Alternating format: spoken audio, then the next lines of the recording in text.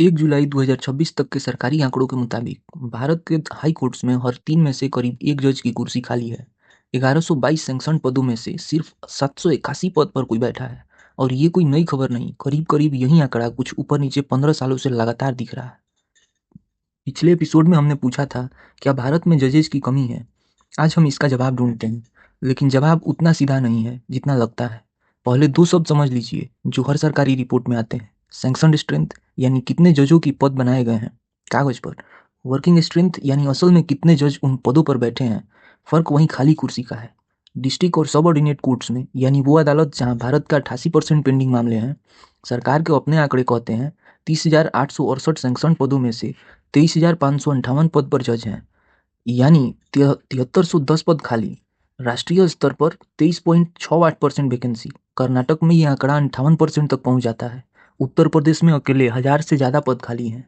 तो एक तरफ ये साफ लगता है कि हाँ, भारत में जजेस की कमी है, लेकिन असली सवाल ये है, कमी किस चीज़ की है, पदों की या पदों को भरने की? चलिए डाटा को थोड़ा और करीब से देखते हैं। 2014 में हाई कोर्ट्स का सैंक्शन स्ट्रेंथ था 906, 2026 में 1122, यानी 12 साल में करीब 24% ज़्यादा पद बनाए गए। डिस्ट्रिक्ट कोर्ट का सैंक्शन स्ट्रेंथ भी 2020 से 26 के बीच करीब 28% बढ़ा। मतलब सरकार ने पद बनाना बंद नहीं किया। लेकिन अगर पद लगातार बढ़ रहे हैं तो वैकेंसी का प्रतिशत कम क्यों नहीं हुआ? 2010 में सभी अदालतों में वैकेंसी थी 18%, 2020 में 21%, आज 2026 में सिर्फ हाई कोर्ट्स में 30% से ऊपर। यानी 10 साल से ज़्यादा वक्त में हालात बेहतर नहीं हुए, थोड़े और बिगड़ गए। यहीं एक आम धारणा टूटती है। समस्या सिर्फ ये नहीं कि कम पद हैं, समस्या ये है कि जो पद बनते भी हैं वो भरते बहुत धीरे हैं। क्यों? हाई कोर्ट्स के जज की नियुक्ति के लिए बना नियम कहता है, जिस हाई कोर्ट में पद खाली होने वाला है वहां के चीफ जस्टिस को उसे खाली होने से 6 महीने पहले ही अगला नाम की सिफारिश शुरू कर देनी चाहिए। लेकिन पार्लियामेंट की एक स्टैंडिंग कमेटी ने खुद पाया, ये समय सीमा लगभग कभी नहीं मानी जाती।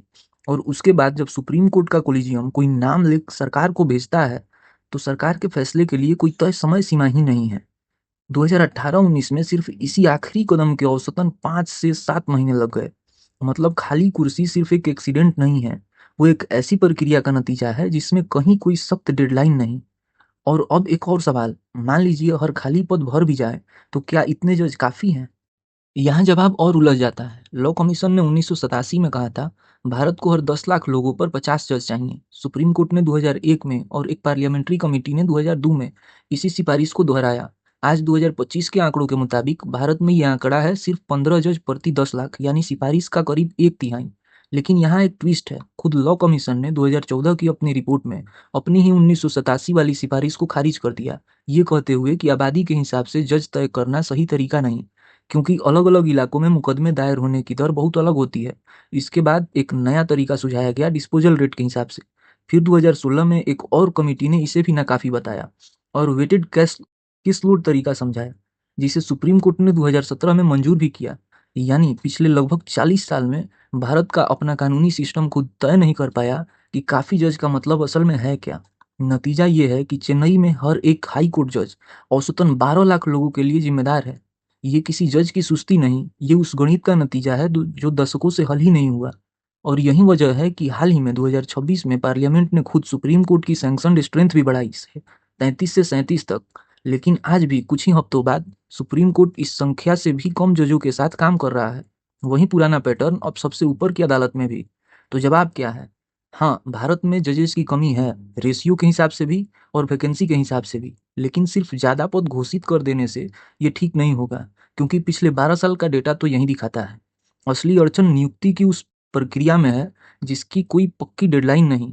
और अगर एक जज पहले से ही इतने मामलों तले दबा है, तो जब आपका केस आखिरकार उसके सामने पहुंचता है, क्या होता है? क्या वो उसे सुन पाता है या तारीख आगे बढ़ जाती है?